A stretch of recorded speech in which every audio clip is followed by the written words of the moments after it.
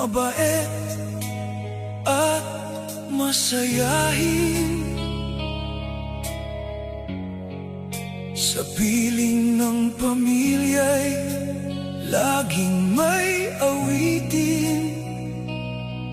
Ang dasal ng iyong inay, ikaw ay gabayan.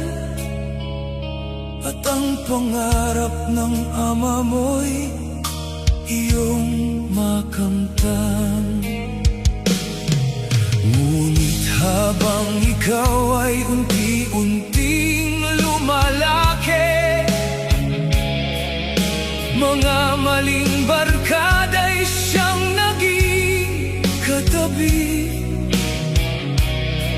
Mga payo ng magulang mo'y hindi na pinakinggan, at ang Diyos na nagmamahal sa'yo'y iyong tinalikuran. Anak, bakit ka nagkaganyan? Puso mo'y tila naging bato na lamang, nalulong sa droga, sugal at kasalanan. Sarili mong buhay ay iyong sinayang. Anak, bakit di mo makita mga luha ng inang sa'yo'y nagdurusa, habang ang ama mo'y tahimik na nasasaktan sa bawat maling landas na iyong nilakaran.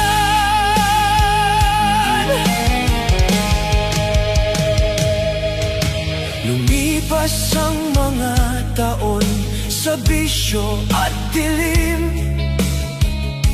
Mga pangarap noon ay unti-unting nawala rin.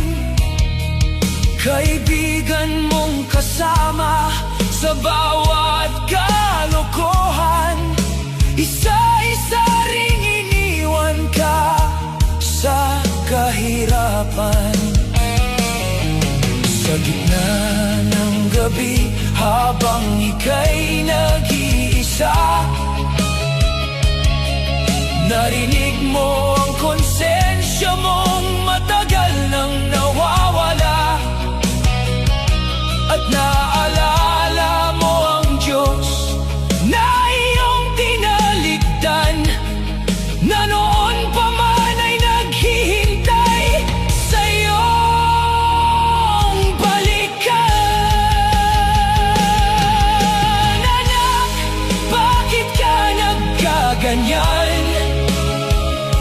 Puso mo'y tila naging bato na lamang,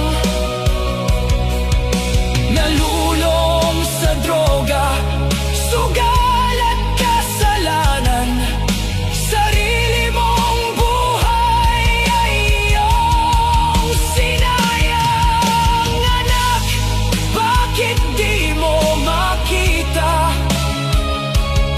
mga luha ng inang sa'yo'y nagdurusa, habang ang ama mo'y tahimik na nasasaktan sa bawat maling landas na iyong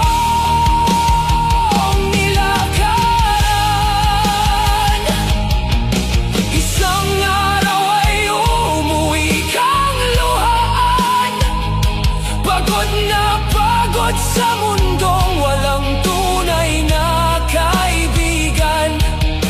Lumuhod ka sa harap ng Diyos at nagdasal, humihingi ng tawad sa bawat pagkukulang.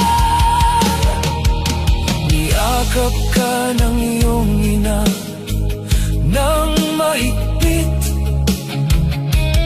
ang ama mo na may di napigil ang pag-iyak, at doon mo nakita ang pag-ibig na tunay, na kahit gaano